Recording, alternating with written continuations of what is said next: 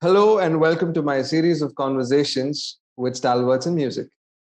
Today's episode is being partnered with Perpetual Buzz Experiences. They're an artist representation company with three very basic but lofty goals. They're the launch pad for indie musicians, helping them leverage their success to produce some of the most memorable experiences for music lovers. They help generate funding for social causes and make sure the entire process is smooth and people have a great time in the process. Be sure to check out www.perpetualbuzz.com. We have yet another sponsor for today. We have Veera Music Store, which is one of the finest music retail stores with state-of-art equipment, your one-stop solution for the best musical gear, ranging from guitars to ukulele and percussion to classical instruments, name it. Do check out their Instagram page. They go by the handle name @wireup.india. In conversation today, my guest has been nominated 8 times at the Grammy Awards. He won his first Grammy in 1992 for Best Rock Instrumental Performance. His album A Via Musicom topped the Billboard mainstream rock charts and witnessed phenomenal amount of success. He's a multi-instrumentalist, vocalist, and a composer. He embodies the highest aspirations any guitar player would have. He joined forces with the supergroup G3, featuring the legendary Jose Triani and Steve Vai. He's quite diverse in the sense that he plays musical genres ranging from rock to blues to jazz fusion to classical music and even country music for that matter.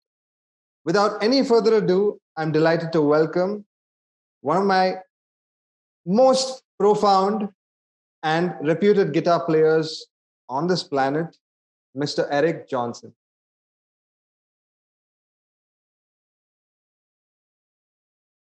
Hello. Hi, Eric. How are you? Good. How are you doing? Very well. All right. Let's see. Um, is the echo gone? No echo? Yes, it is. You're able to hear me well? I'm sorry? Are you able to hear me well? Yeah, I can hear you good. Thank you. How are you doing today? Very well. How about you? Which part of the world are you in? I'm in Texas right now. Oh, lovely. That's is that your studio? You got a very wonderful setup. Oh, no, actually, I'm at my house. Oh, lovely. That's great. Yeah. So let's get started with our agenda for today. I have a couple of interesting questions for you. Okay. So could you tell us a little bit about your music journey, your road to enlightenment? You've also been a music educator on a couple of occasions, and I'm sure you've learned under several great mentors. You had the chance to learn music, and you've sought perfection in the process. Right? So there is a balance of a lot of mind and body in the entire process of transmission, and of course the learning bit of it. So did you particularly cultivate it on your own? Did you seek something in the process? Was it a natural thing that came to you as you sort of proceeded in your career?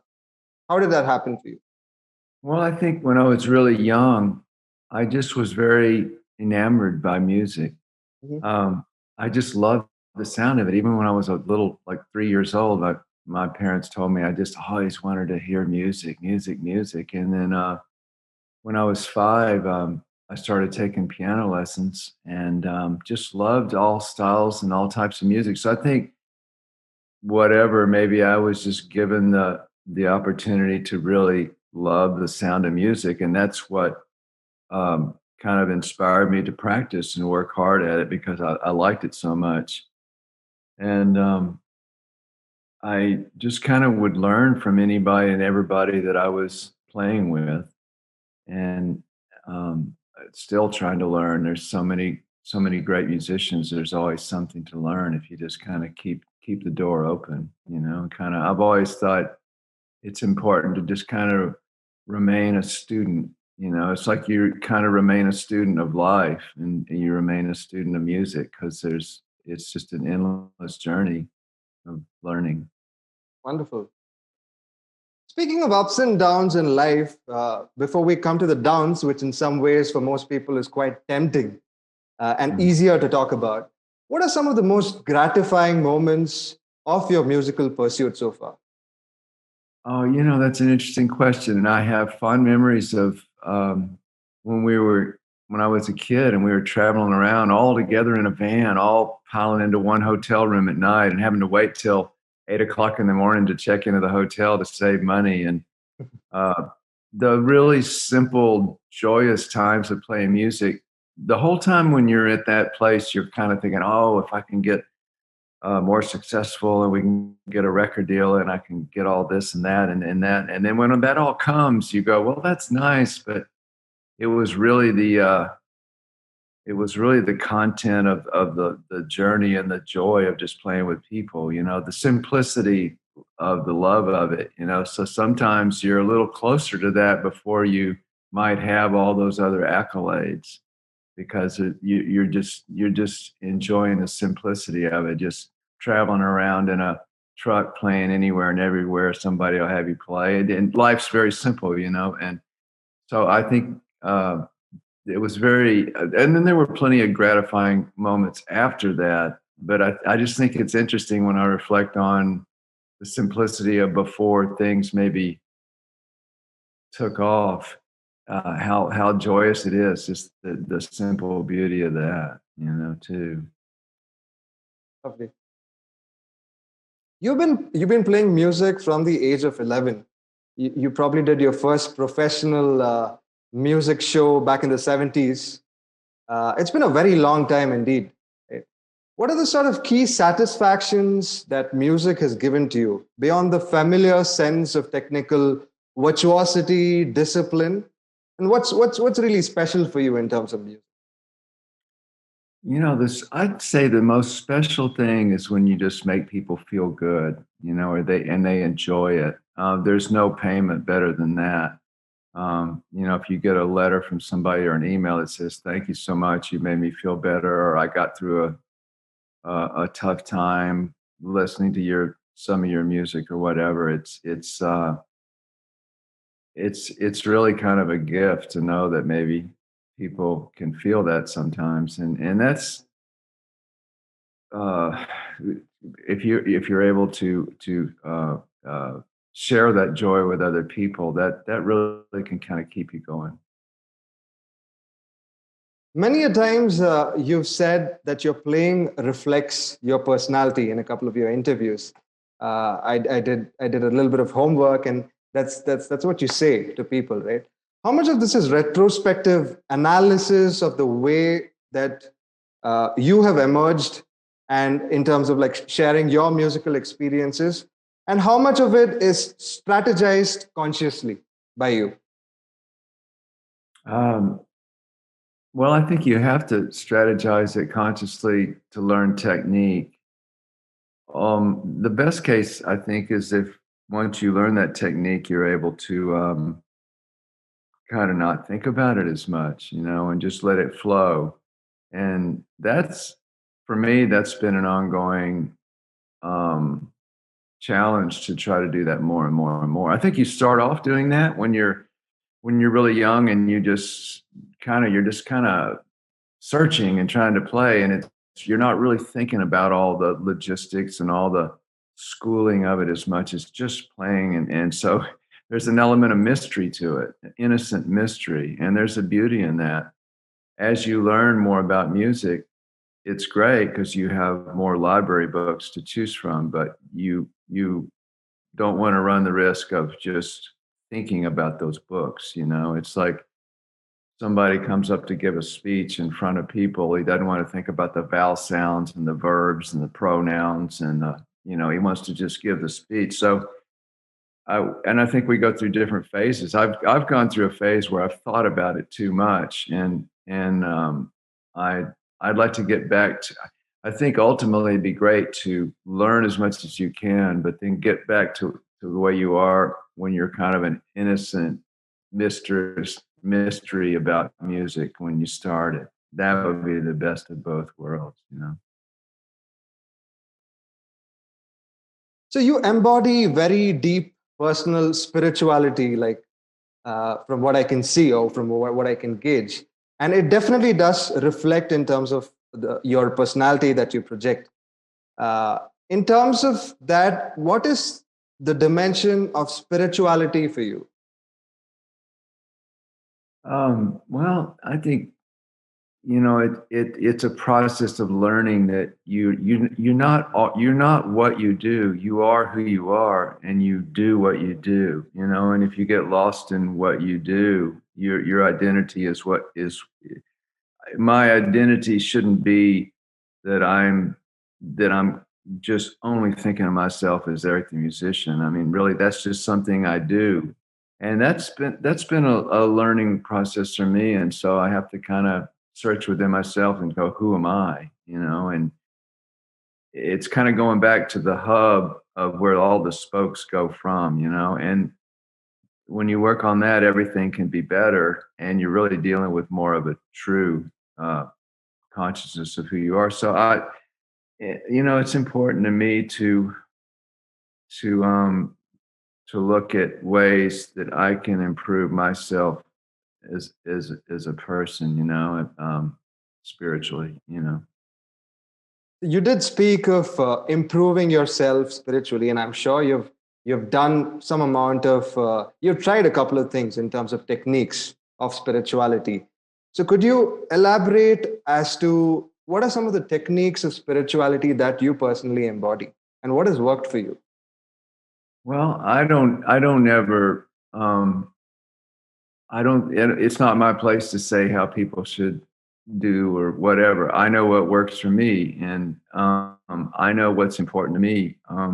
Being a vegetarian is important to me. Mhm. Not drinking alcohol or doing drugs, and trying to spend some time meditating, Okay. and trying to get in touch with that spark that's within us. So do you mean to say that the goal of your personal spirituality is to have a blissful state of mind? Is that the end goal of it? Yeah, to raise your awareness and your consciousness to where it's we're always attached to something.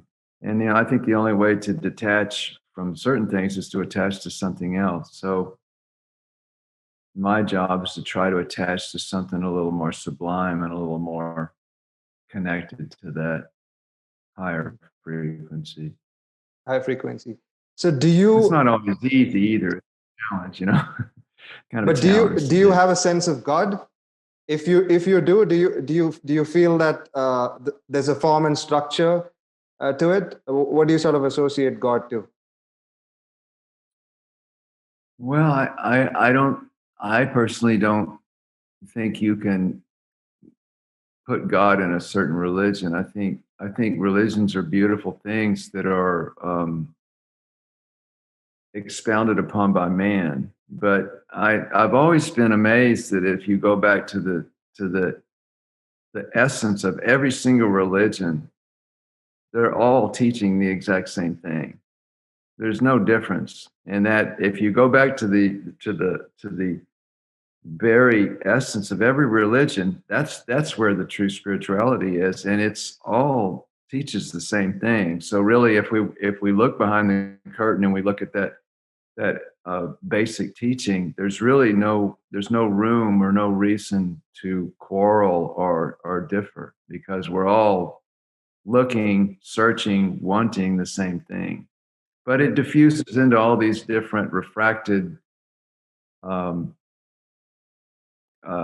perspectives in the religions. Sure.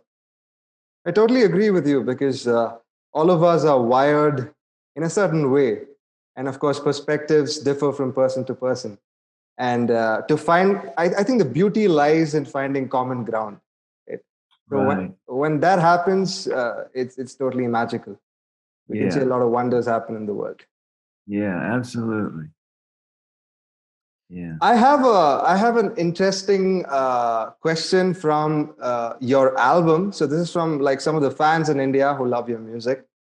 So on your album Venus Isle, there are Indian vocals on the third track, All About You. Where did this fascination for Indian music come from? And do you connect with Indian musical forms? Have you tried Uh, experimenting? yeah, that was Amit Chatterjee, who's a really wonderful singer. He sang with Joe Zawinul from Weather Report, and Oh just wow! an amazing singer. And I was very fortunate to have him sing on the record. Yeah, I remember when I was in grade school, my music teacher, brought a Ravi Shankar record Oh, lovely. to class and played it. And at the time, I was just like, "Wow, what that was!" It was just so amazing. And so I've always been interested in that. It's just always it's beautiful, beautiful music, Have and, you and ever it's in different scales and the different intonations of where the strings stretch to and stuff. have you ever been to India? I have twice. Mhm. So I'd like to come again too. we'd love to. We'd totally be happy to watch your new material, which is coming out. On that note, what is going on musically for you right now? What are you working on? Well, I just finished a double record that's coming out in July. Mhm. And it's actually two records. One record's called The Book of Making, and the other one's called Yesterday Meets Today, but they'll be out in July. And right now I'm just working on a few new tracks in the studio. And I Oh, plan to tour starting early next year. I'll be touring. please do consider India because I'd like to. you've got a Yeah. huge fan base out here. People really value and appreciate your music in this Are country. you in Delhi? Is that where you are? I'm not in Delhi. I live in Bangalore, which is in the Oh, okay. southern part. Like you got to go Yeah. further down south. Yeah. Uh-huh. But yeah, of course, Delhi also has a great. The thing about India is, even though there are like several different diverse states, I think each state's got like its own musical form, culture, and it's got something beautiful at the end of the day, right? That Oh, people embrace. absolutely. Yeah, the first time I went, I was a little shocked because the culture was so different than any Exactly. time I'd ever been, and I was kind of like, ah. And then the second time I went, I was like, wow, there's a certain symphony and orchestration to all this stuff going on. For And sure. it took me the second time to go there to kind of understand it a tiny little bit, but I haven't even I've only seen very few parts of India. I'd love to see more. Yeah. I'd be happy to host you if Oh, you're ever in okay, India. all right. I'd love to Oh, show you that'd be great. around. Oh, that'd be wonderful. Okay, well, yeah, I did. Let me know if we tour there. Contact me. That'd be great. For You play sure. guitar? I am more of a singer. I play a Okay, little bit of guitar, but okay. I'm more interested towards the business side of music. I I see. represent a couple of Indian independent artists. I have recently started my podcast series, Stalwarts of Music, which is probably the most interesting thing for me right now, and for many more years to come. So I'm sort of focused towards expanding my podcast business. Oh, great. That's my primary Okay. focus at this point. Wonderful. That's great. As an electric rock guitar player, how important is it to have some grounding with European classical music? And how has it helped you shape your own sound or define your own sound? Well, I grew up playing piano originally, and I listened to a lot of classical music. So I always enjoyed the pure tonality of the acoustic instruments, such as violin, viola, cello, and piano. And then also saxophone. The Oh, sound that great players would get on the saxophone. And I guess when I started playing electric guitar, I was always searching for a way to get it to kind of have that kind of singy, woody, pure tonality sound to it. And I think Jeff Beck really hit on that in the Yardbirds sometimes, and on the first record he did, and obviously Eric Clapton did in Cream. John McLaughlin did on the Birds of Fire record. There's just certain ways where there was something about the guitar that the sound became a little more than just what it was naturally. Maybe just by the amps or the technique picking, the way it was recorded, and that always kind of caught my attention. So I always wanted to try to make the electric guitar sound as smooth and pure. Yeah, I know there's a place for a completely different other sound, but that's just the particular way that I like it appealed to me. You're like such a diverse multi-instrumentalist. You can play almost every possible instrument, every possible mainstream instrument.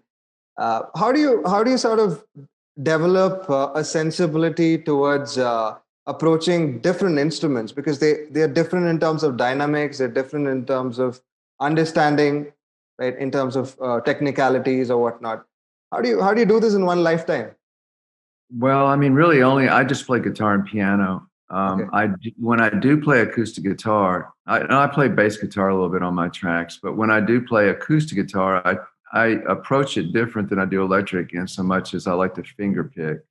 So I think it's really um, it's a couple of things. I mean, it's listening to people that you really love the way they play, like on acoustic guitar, Doyle Dykes or Tommy Emmanuel or Merle Travis, Chet Atkins. And I can listen to that and I go, oh, okay, I get that. And then it's almost like once you listen to it, then you figure out a way to pull yourself up a bit to do what they do or do a version of it. So it's really kind of first setting the vision of what you're trying to do, and then just kind of, you know, work on being able to do it. And that's kind of the same way I sing. I'm not particularly a very strong, naturally gifted singer. The way that I'm able to sing okay is just because as a musician, I know how it should sound to be good. So I have to struggle to just try to get myself up on the rung of the ladder to get it to a place where, okay, that's acceptable. But it doesn't just come naturally with me. So I guess the electric guitar and comes the most natural. But I think you're being a little too modest here. I love your singing. Well, thank you very much. Thank you, appreciate that. Let's go down memory lane and talk about the Seven Worlds album. There's a very special tune on it, which is my personal favorite, called Winter Came. How did Oh you go yeah. about arranging that song? Do you still play it nowadays as part of your set list while you tour? You know, I haven't played that song live in a long time. That might be neat to do that again, though. Maybe I will do It's a that. beautiful song. Thank you very much. How do you go about arranging that?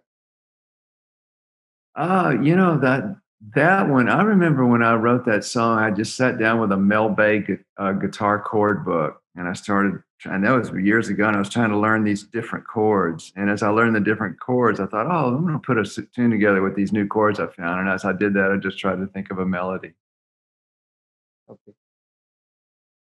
You weathered a bout with tinnitus. How can performers take the right set of precautions while being exposed to high decibels of sound? How do you manage after the aftermath of that? And how do you get better?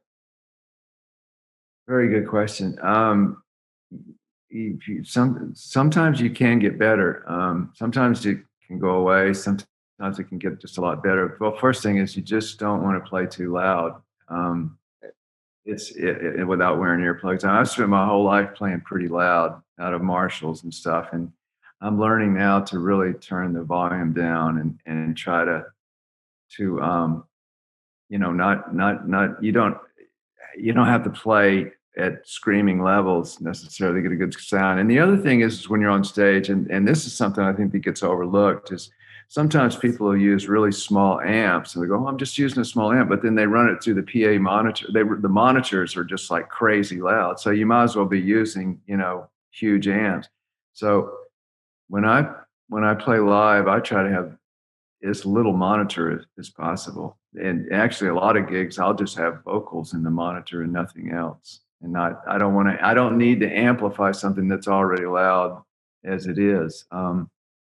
But yeah, it's something that everyone, and even it's pretty rampant in today's world because of people wearing headphones so much with iPhones and stuff and everything. And there's a real upsurge in how many people are having hearing problems because of just today's technology. But at least for the people, for a lot of upcoming musicians, what are some of the precautionary measures that they can get started early on? What Well, do you have to say for them? just really keep the volume down. Be careful. Don't play too loud. Don't stand too close to the drums because the drums really get you. And wear earplugs whenever it's excessively loud. Absolutely wear earplugs. Fair enough. Yeah. You respond to music at two different levels, right? One of it is pleasant technical virtuosity, and the other one is when music communicates through the soul, something very profound and deep when you're trying to communicate it through your guitar or any instrument for that matter. When you come from a culture, from a Western culture, how do you begin to approach it in terms of communication with a complete different sensibility? Um, well,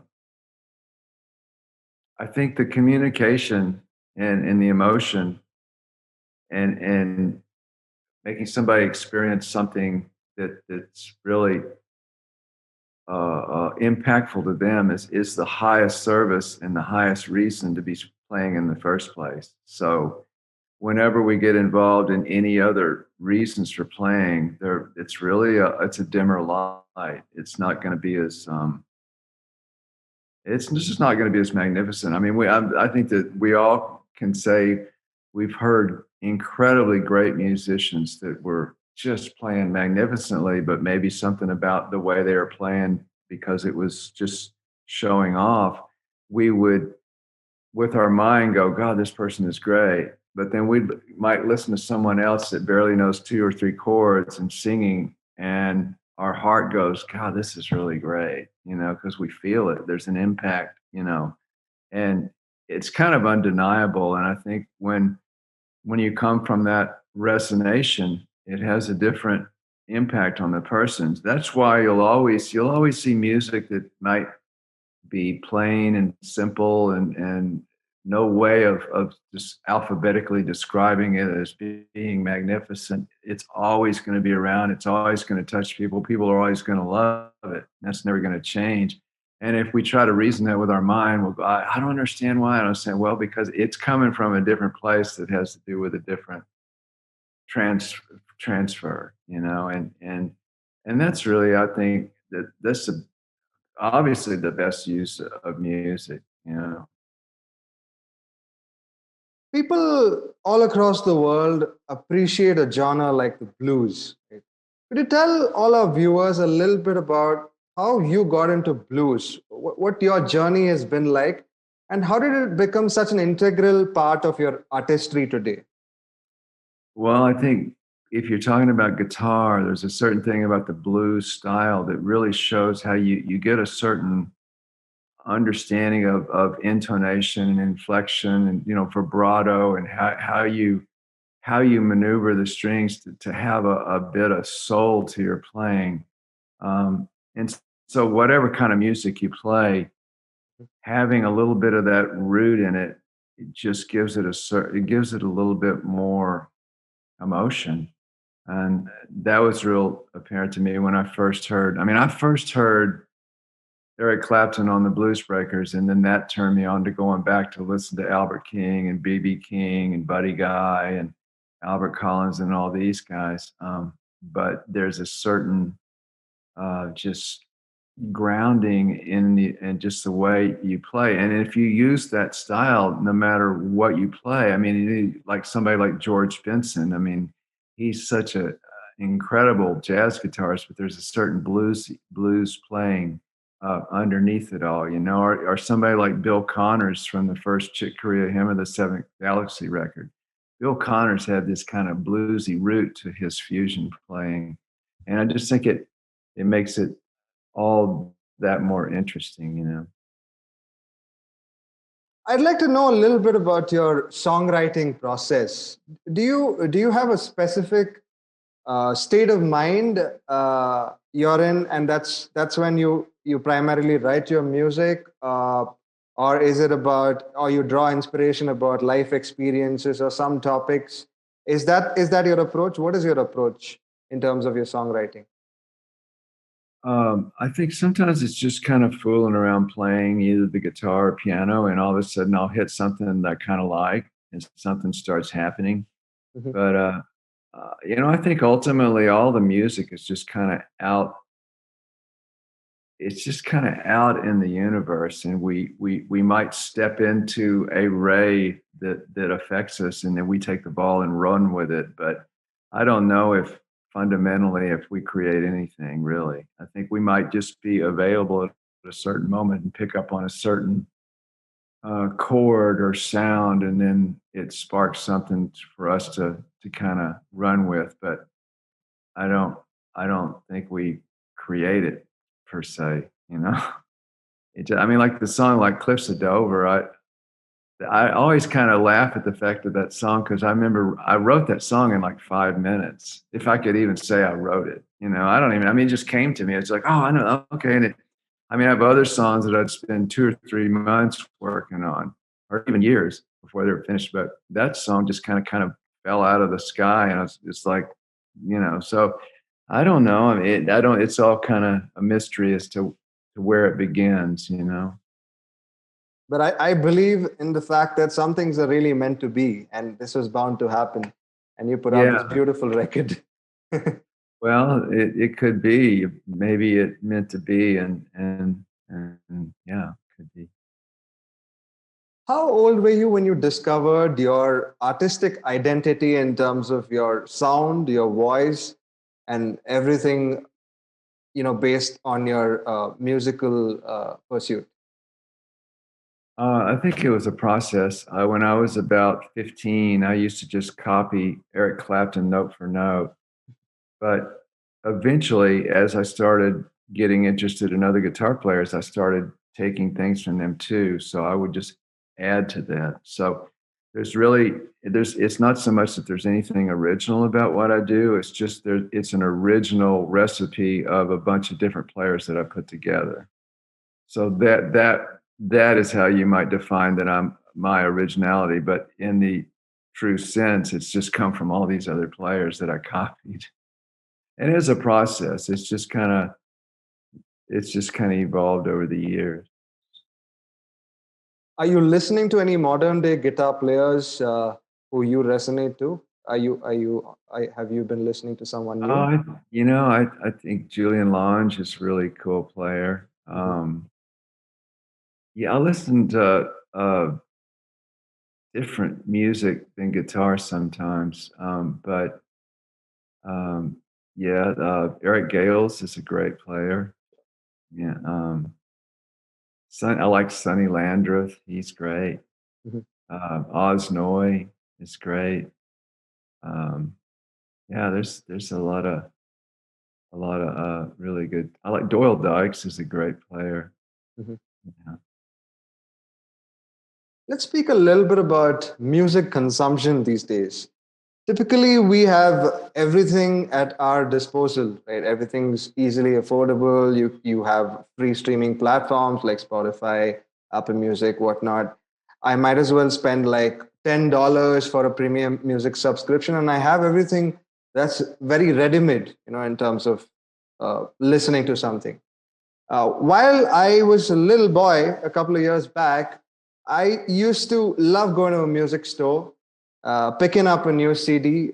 It's like there's that moment, there was an element of suspense, when someone was putting out their music. I felt that I used to value it a lot more in the Mhm, process, right? mhm, mhm. Uh, Yeah.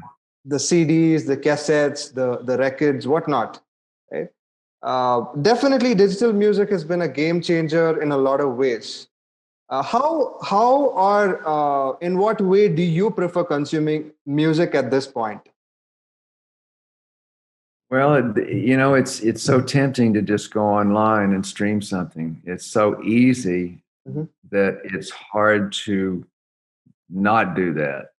Right. But I know exactly what you mean. I think it runs true with a lot of stuff. If you just oversaturate and make things less of a presentable event, they lose some of their mystique and excitement.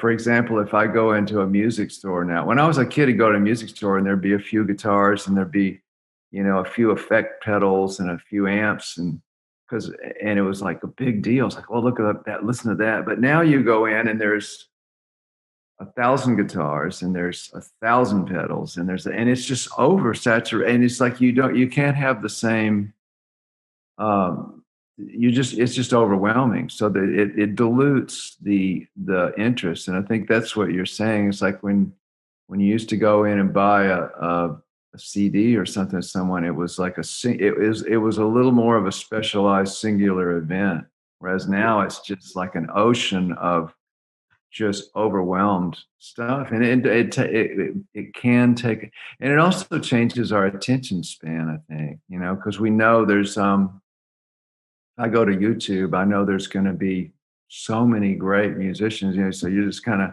flitting around checking all this stuff. It definitely takes the the the the special singular event out of it a little bit, I think. But it's hard to and not even that possible. I mean, there's not that many stores you can go buy CDs anymore, or go buy records. There's a few record stores, the hipster record stores and stuff. It's become more of a vintage thing right now. Exactly. Yeah. But how do you prefer consuming music? Like, what do you usually resort to when you feel like listening to something? What's the Well, medium?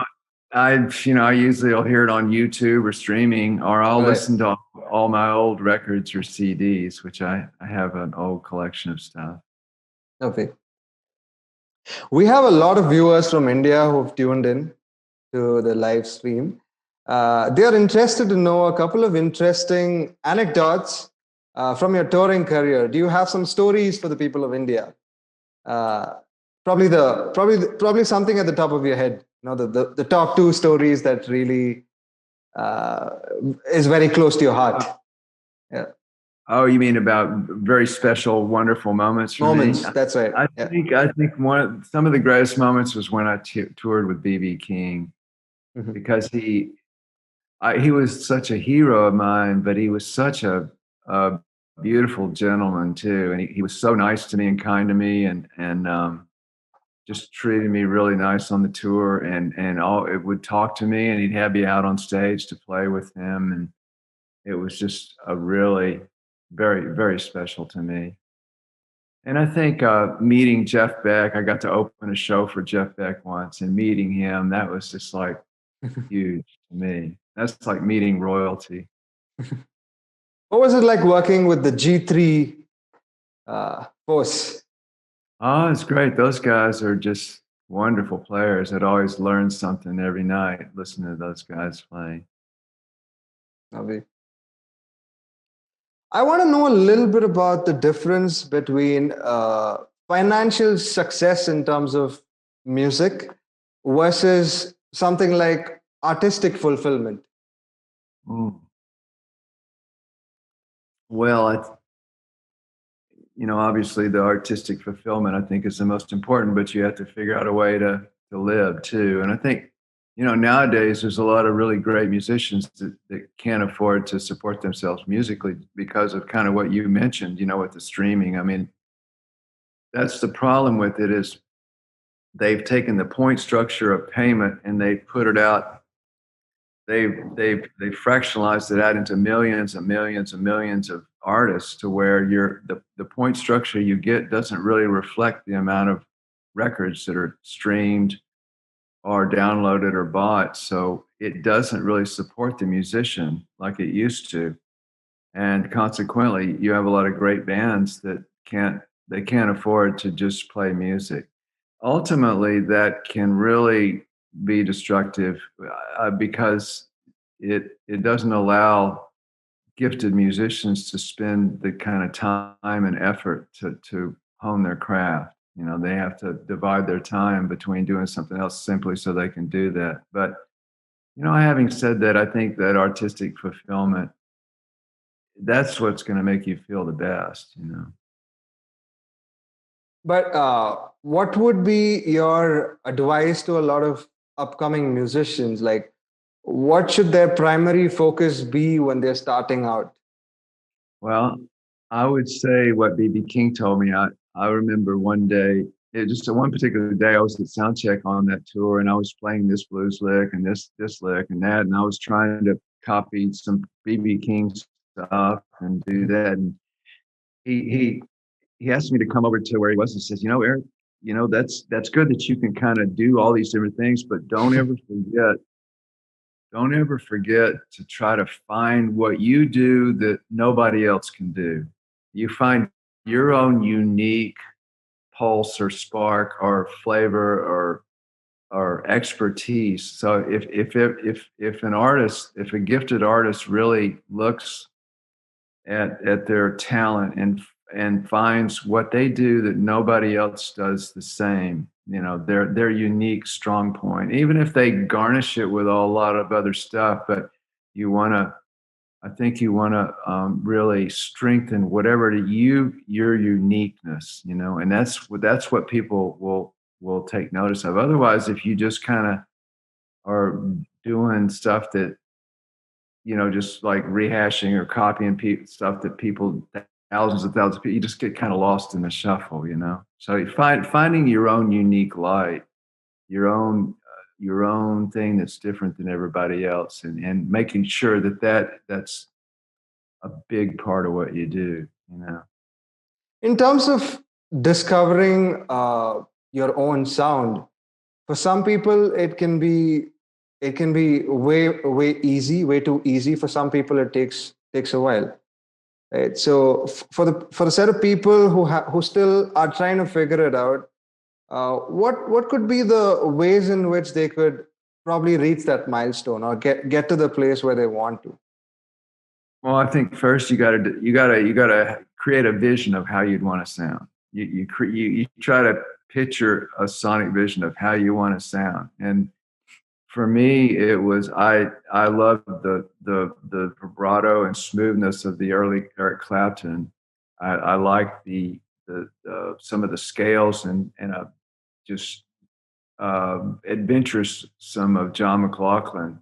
Mhm. And I liked some of the gentleness and beauty of Chet Atkins, and those are just a few. But I would try to create a vision, tonality and stylistically, of that combination of the people that I loved, and you just kind of try to crystallize a sonic vision of how you want to sound. Once you do that, then you just work on trying to make it sound like that. But if you don't first create that vision, then you don't have any. It's like if I wanted to get in a car and travel to New York, but I didn't want to look at any maps or anything. It's like somebody said, "Well, where do you want to go?" I said, "Well, I don't know. I don't know where I want to go." But if I go, "No, I want to go to New York," so I get that. Yes, this is my destination. So what do I need to do to get there? Sure. That kind of thing. Is there common ground between visual art and music that you primarily draw inspiration from? Common ground between what? I'm sorry. Visual art and music. Uh, maybe a little bit, but I don't always think about that. Sometimes it's just music. Mhm. But do you try to incorporate that during your live shows? Do you sort of want to give that kind of an experience to people? You mean like light shows and visual stuff? You mean? Exactly. Yeah. Well, yeah, I don't really have much of that. Actually, I'd love to, and I dream of doing that someday. It's really expensive to try to have all that going on, but I would love to do that. That would be nice. It'd be great to sort of watch someone conceptualize the visual stuff, which will blend in Oh, with your music. That's just that going to would be be great. one hell of an experience. I would like that. That would be great. Great. So let's get to a slightly interesting segment of the interview where I'll be asking you some concise questions. And you don't have a lot of time to think. You've got to be very spontaneous with your answers. Yeah? Okay. All right. First question for you, Mr. Johnson. What is your idea of an all-star blues band? Who'd be in it, dead or alive? Oh, maybe you could get like B.B. King and I guess Eric Clapton and I don't know, Bill Rich on bass guitar and oh man, I'm spacing on the drummer. I guess you could. Jeez, uh, I don't know on the drums. Who would that be? That um, I'm not thinking of who. You might as well get Stevie Wonder in there, even though he's not that bluesy, but he sings so great. And Yeah. it gets Stevie Wonder's drummer too, because he's awesome. I don't know his name, but Wonderful. Uh, if you could be other things apart from being a musician, what might you be? an architect maybe. Oh, yeah. Do you do that as a pastime thing? I like architecture. I like modern architecture. Oh, lovely. So do you draw stuff? Do you draw like sketches of No, building? but I like to look through magazines of architecture, like modern houses and stuff, Oh, lovely. and just all sorts of new ideas, that people come up with. Great. Modern furniture. I like the modern furniture too. I can completely see the aesthetics and the taste for the lovely ambience that you've created from wherever you are. It looks amazing. Oh, well, thank you. What is your favorite cuisine? What do you like? What do you like having on a Sunday afternoon? Oh, maybe eggplant parmesan with vegan cheese. Have you tried Indian food? Oh yeah, I had some last night. What did I you and a have? friend, I and a friend, I had a coconut curry, and she had saag paneer, and Wow. we had pakora and samosa. Lovely, Well, I lovely. love That's an Indian entire food. platter. Excuse me. That's an entire platter. Yeah, right. Yeah, it is. Lovely. Well, the only thing we were missing was some roti. We didn't get any roti, and after I got to the house, I was like, I should have got some. I can't eat naan because it has eggs in it. But Sure. sometimes there is some vegan naan, and there's more vegan Indian food restaurants popping up now, which is kind of Wow. nice. Yeah. Amazing. You should also try some South Indian food sometime. I don't know if you've tried a dosa. I don't know if you've tried a masala Oh, the dosa. big, huge dosa. Yeah, masala You did dosa. that? That's it. I've ordered those before. They're like a foot and a half long. They're huge. Yeah, those are good. I like that. Yeah. Lovely. So are you near Kerala? I am a blend of a little bit of Kerala and Tamil Nadu. Right? So both are Okay. like next to each other. So Well, it's pretty down there, isn't it? very much, very Are much. you Kerala. close to the ocean?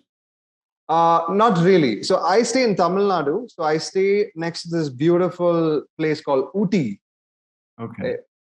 Uti is a wonderful hill station, and Oh, it's quite ambient. The entire landscape is pretty amazing out there. wow. Oh, that's pretty. Kerala is just a few hours away. It's just like a 3-4 hour drive from Tamil Nadu. Yeah. I see. And it's got these wonderful backwaters. There's Fort Kochi. Yeah. I mean, every part of Kerala is so lush and so Yeah. beautiful. Uh-huh. What a Yeah. wonderful landscape. Wow. What is that one song that always makes you cry? I would say the song For Free by Joni Mitchell. Oh wow, that's a great choice. That's a great song. Off of Ladies of the Canyon. Oh, That record, do you know that record? right. Yeah, Yeah. wonderful. What is your favorite guilty pleasure song? Oh man, I don't know. I like that song "Sitting on Top of the World." I don't know how guilty pleasure it is, but I like that song. Howlin' Wolf. Lovely. So this is like a custom in all of my interviews. There's this one question I've asked to all the legendary people, all the stalwarts that I've spoken to. So the question for you is, down in the distant horizon, what would you want to be remembered as? Oh, I think just making people feel better sometimes, maybe lifting them up a little bit. I've always, and I think I don't think I accomplish that everything I do, obviously, but maybe sometimes, I've always appreciated whenever I go hear somebody and they make me feel better. Or if you get together with a friend and you talk about something and they get you back on track or make you feel better or lift your heart. And I've always applauded movie producers that make movies that do that.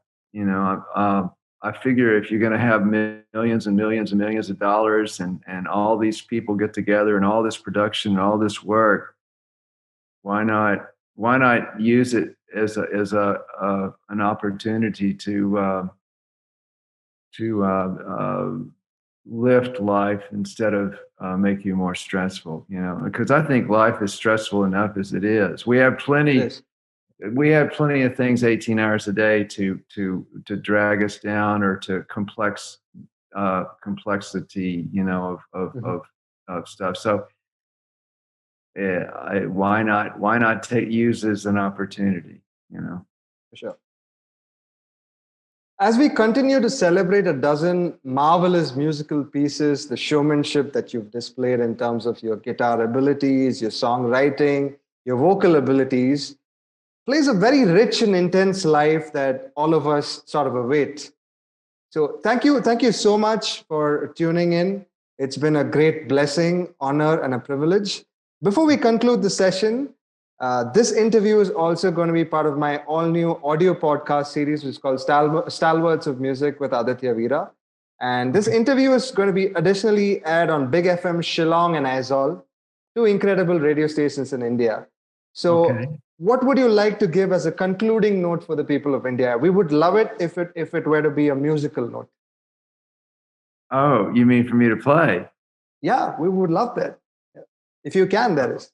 Well, I could play something, I guess. Yeah, for sure.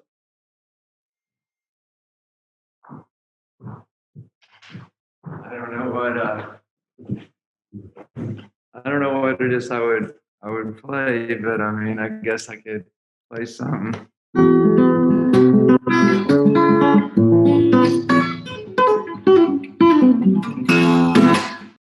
Is that okay? That was lovely. That was some lovely finger style and some magic. All right. Thank you so much, Eric. Please do stay in touch. I would love to stay connected with you. I would love to share some amazing Indian music also with you, so we can connect. Well, you have Melissa's email, right? Certainly, I do. You can always reach me through there. And your name is Yashik? No, my name is Aditya Veera. Yashik is my audio video producer. Gotcha. Okay. Yeah, so he's helping me produce his entire show. So he's like the guy on the back end who drives the entire thing. Okay, great. Well, thank you for having me. Likewise. Thank you so much. Please do stay in touch and please do come down to India very soon. Okay. Thank you. It was lovely talking to you. Stay safe. Bye-bye. Okay. Bye-bye.